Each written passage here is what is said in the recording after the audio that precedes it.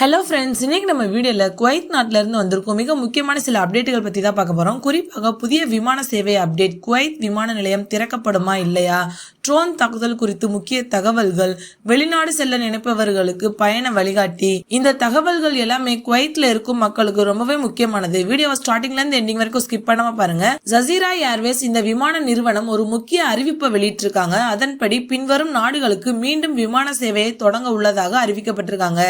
Egypt, Jordan, Turkey, India. ஆனால் ஒரு முக்கியமான விஷயம் என்னன்னா, இந்த விமானங்கள் தற்போது குவைத் விமான நிலையத்தில் இருந்து அல்ல, இதற்கு பதிலாக சவுதி அரேபியா நாட்டில் உள்ள கைசுமா ஏர்போர்ட் இந்த விமான நிலையத்தில் இருந்து தான் இயக்கப்படுறாங்க.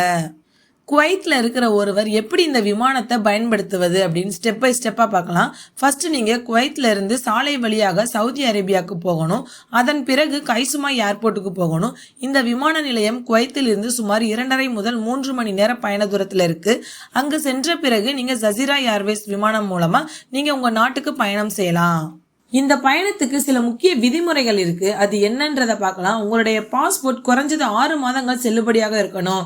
அதற்கு பிறகு உங்களிடம் வேலிட் ஃபிளைட் டிக்கெட் இருக்கணும், பாஸ்போர்ட் இருக்கணும். அதை விட ரொம்ப முக்கியமானது சவுதி அரேபியா டிரான்சிட் விசா. இந்த டிரான்சிட் விசா பொதுவாக 72 மணி நேரத்துக்கு வழங்கப்படும். அதாவது 3 நாட்கள் செல்லுபடியாக இருக்கும். அடுத்த முக்கியமான அப்டேட் என்னன்னா, குவைத் இன்டர்நேஷனல் ஏர்போர்ட் இந்த விமான நிலையத்தை பத்தி தான். குவைத் அரசு அதிகாரிகள் சமீபத்தில் இந்த விமான நிலையத்தை நேரில் சென்று ஆய்வு செஞ்சிருக்காங்க. அதன் முக்கிய காரணம் என்னன்னா, விமான நிலையத்தை மீண்டும் திறக்க முடியுமா என்பதை பரிசோதிச்சிருக்காங்க.